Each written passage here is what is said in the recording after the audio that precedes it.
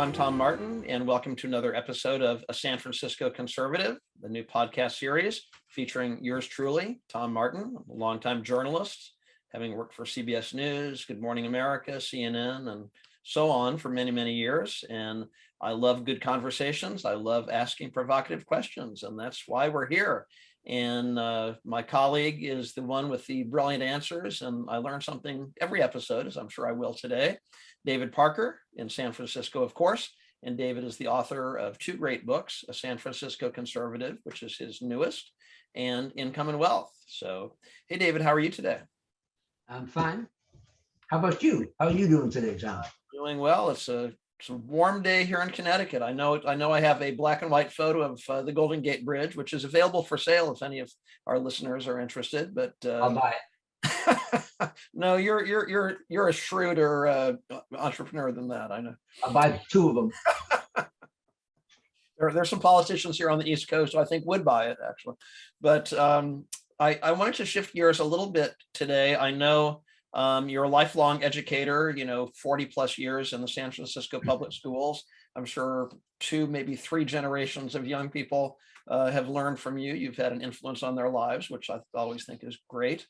And you went back to school yourself.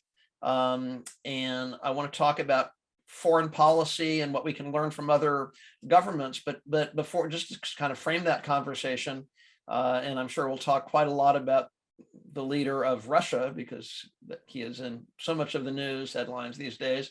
But what spurred you to go back to school to study things like this, David? Well, I wanted to write. I felt I had something to say, and I showed my wife an example of what I'm writing. She says, I think you better take a class in economics. What? Okay. So I went back to Golden Gate University in San Francisco, because they have a lot of adult programs there. And I said, well, I have a master's degree in music. I'm going to start with a master's degree in economics. And I sat in the class and, oh my God, I don't understand a word. I better go back and take economics 1. And went back and says, well, you need some more math. Oh my God. So I'm taking some algebra. And before I knew it, I took 67 units of math and economics and government in a row. Then I sat down and wrote my book. So now I'm ready. That's impressive. I got into it. Yeah, no, that's impressive. That's impressive. It's funny, as you know about me by now, I tend to focus on what's in the headlines, what's going on today, and so on. And so I've learned so much from you in these conversations when you've told me about what Aristotle has said and lessons from Rome, ancient Rome, for example, which we may touch on in this very episode. But when it comes to the headlines, certainly Vladimir Putin is in the headlines. Tell us, what is your take on Putin, and what can we learn in terms of the way we run our own government? Because I know you have some issues with how we run things here in America, that we've deviated from what the founding fathers had in mind, I think, right? Well, we didn't deviate to the extent that Putin is deviating. So it's like, it's not the same. What Putin is doing is, you don't have to know too much history. If you know about World War II, you know enough. We're watching World War II unfold for no reason out of the blue. Just somebody had the idea, got tired of watching video games. Let's do a real one. There's nothing more than that to it.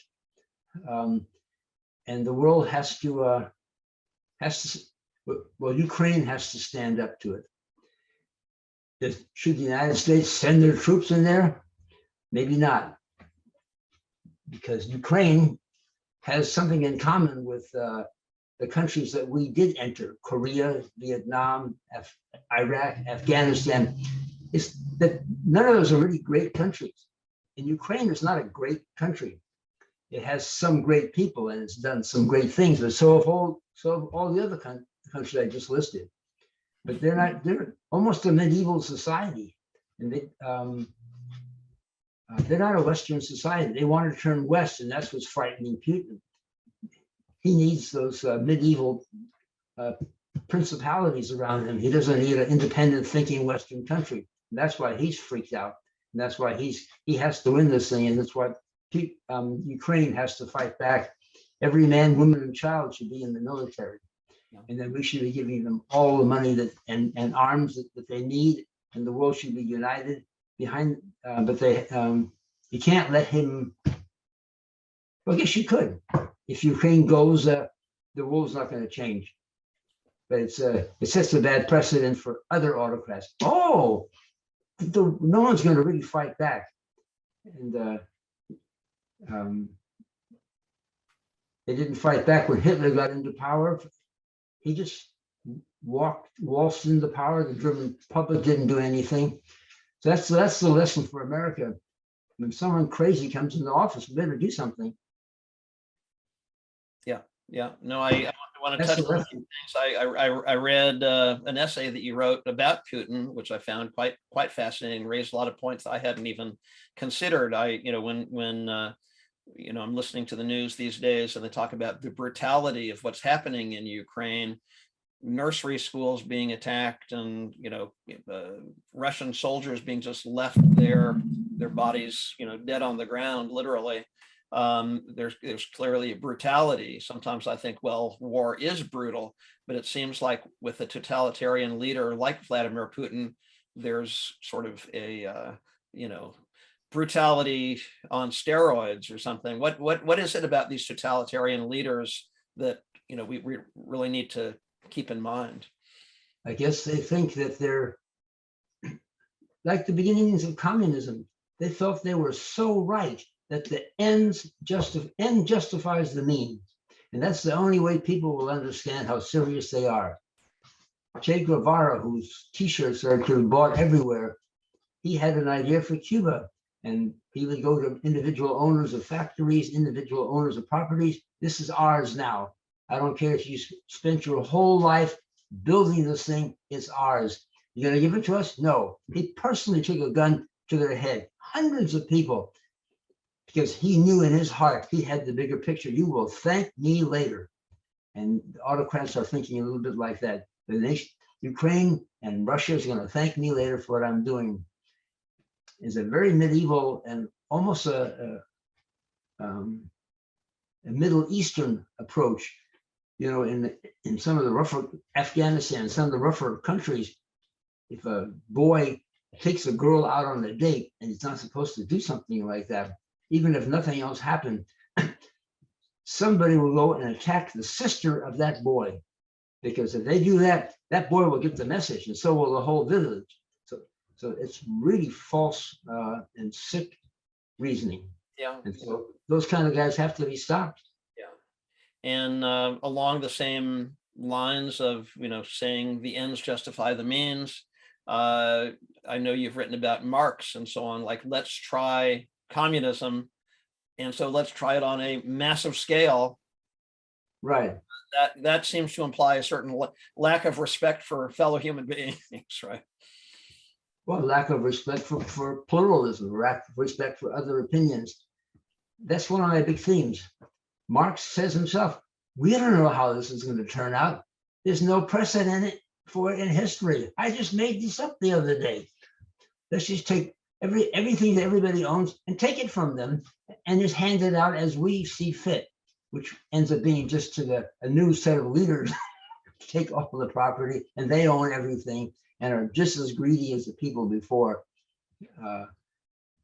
No precedent. Yeah, try a little country, try a state, try a region, and let the whole world watch it for 10 or 15 years. And if it does really well, people will come to you. You don't have to take a gun to their head because you know better. People will say, that's a good idea, it works.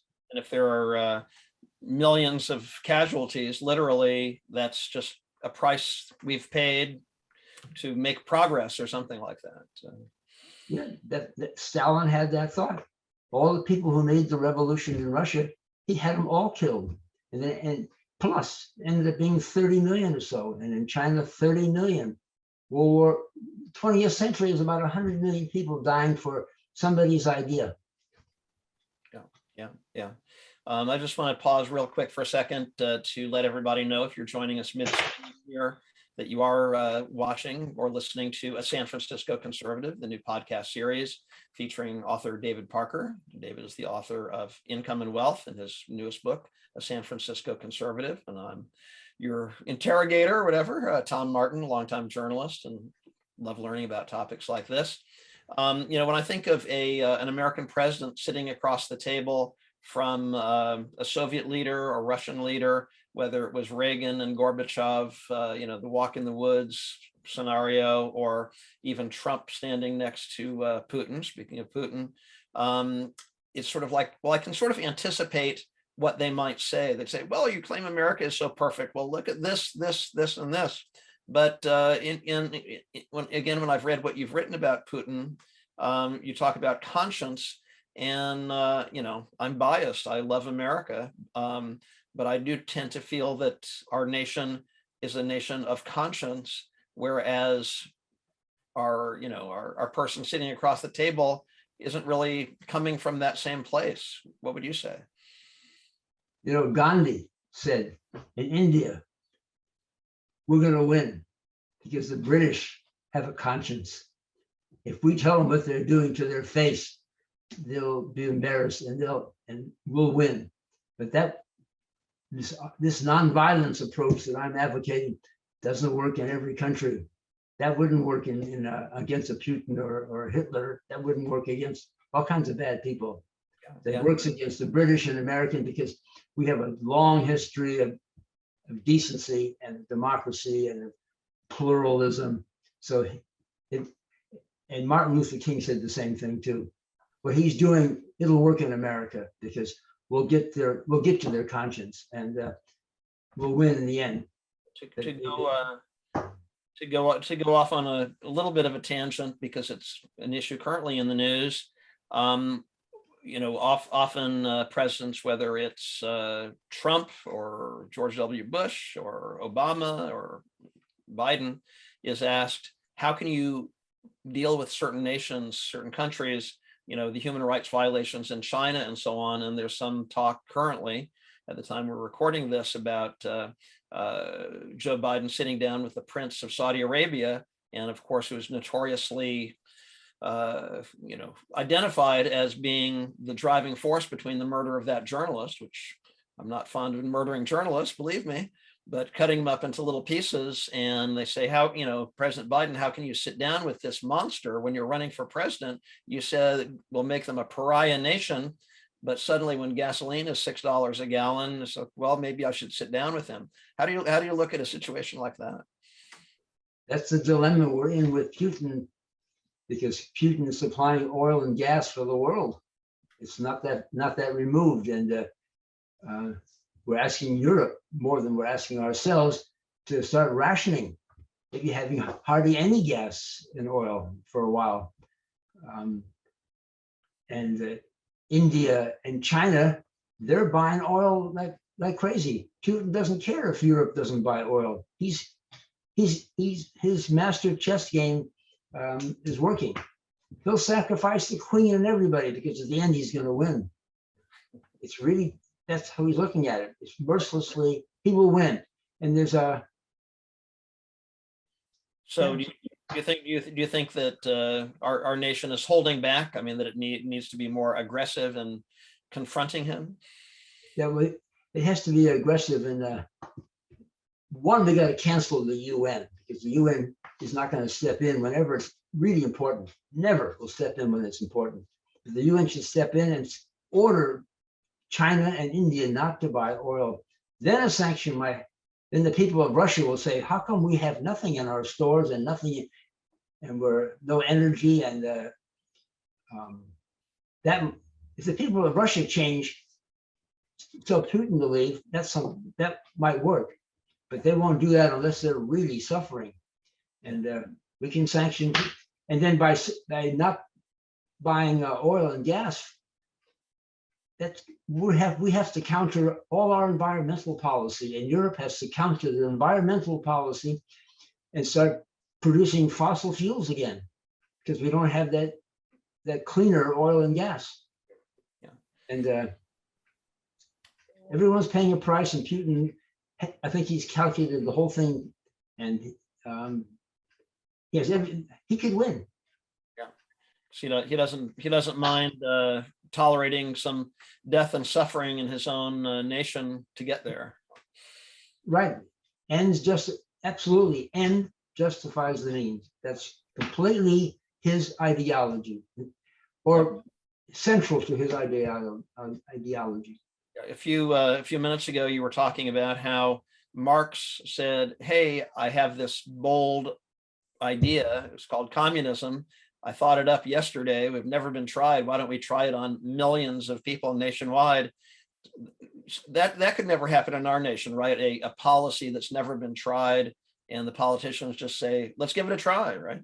The opposite of a strong central government is a weak central government, close to zero government. There have been a lot of great people who said that that's how it should go. There's Robert Nozick, a professor of Harvard, who died very young, but a philosopher. His book is still in print in Anarchy, State, and Utopia. The state should be a night watchman, just making sure everybody's in bed and that there's no bad guys running around in the streets. That's it. Madison, who's responsible for the Constitution to a great extent, before he got there, he says, "I don't see why we have a government. Explain to me why we need a government. Everybody just goes to work, and everything is fine. The police department, that's property taxes are paying for local police. Why we have a government?" And he was convinced finally that, okay, not all men are angels. Not all men are angels, and there's some bad guys, and we need a neutral third party to handle some of this stuff. He worked to the Constitution, and then Hamilton says, "Why do we have a Bill of Rights? The Constitution is so general. It's only one page. It's 10 sentences. Why do we need a bill?" And you're just limiting yourself. The Constitution is open to anything that can come up in the future. We don't need a Bill of Rights. So that's a completely different approach. And also in 51, Federalist, Madison says, okay, if we have a government, we better have some pretty good checks and balances. Now I'm answering your question. There shouldn't be a dictator, and won't, because the Supreme Court's going to counter him, the Congress is going to counter the president, and the president's going to counter the Congress. They're all going to counter each other. And if we get to a gridlock, we're doing fine. So the US is doing fine because it's in perfect gridlock, and they should learn to, why don't we just cut the government in half or cut it 3/4? And that'll end the gridlock, that'll end corruption, that'll end politicians buying each other and reduce government. That's one of my messages, by the way, in my writings. Reduce government severely. Yeah, no, absolutely. Well, we're almost out of time. I just wanted to ask one question along these lines, or maybe an extension of what you've been saying here. And again, I've been thinking a lot about the Supreme Court recently, and a lot of people are concerned, millions of people are concerned about Roe versus Wade being overturned.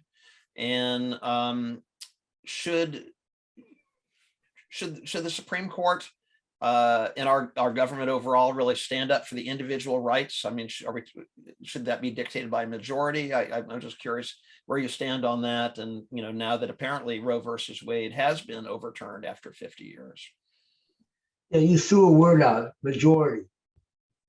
This nation is not a democracy where the majority rules. People should get that out of their head. We are a constitutional democracy. You just can't vote to murder somebody, or we have a few laws, and that's it. You can't, majority can't say, well, 90% of the nation wants this to happen. The Supreme Court said that the Roe versus Wade was a judicial activism from the 1970s. There's no justification for Roe versus Wade. You can't ask the Supreme Court to make a decision that an egg is viable at 6 weeks or 12 or 16. And up to that, you can just take your foot and step on it. After that, you can't take your foot and step on it. You can't ask the Supreme Court to make a decision like that. That's way out of, that's not their business. That's not the business of government to make a decision like that. If a local community says, we live in this community and we all believe this religion, or we believe this and that, and if you don't like it, don't live in our community. That's fine. That's why we have federalism. The United States of America. All these states are 50 different ideas, but we all come together to make a government. But if you have your own idea, move to that state. The Mormons were persecuted. They said, okay, we're moving to Utah, and our ideas are the ideas of the Utah. Yeah, yeah. That's fine. That's what this country is about. Right. You can have states that say no abortion, and the state next door can say, yes, you can come here. Yeah, yeah. No, interesting. Many facets of this topic, and very interesting. A lot of thought-provoking topics today. So thank you. We're out of time for this episode. I just want to remind everybody, be sure to pick up copies of David's books, Income and Wealth and a San Francisco Conservative. You can do that by visiting his website, davidparkeressays.com, or by going to Amazon. So thanks, David. It was great to see you today. Appreciate it. Great. See you next time. Thank you.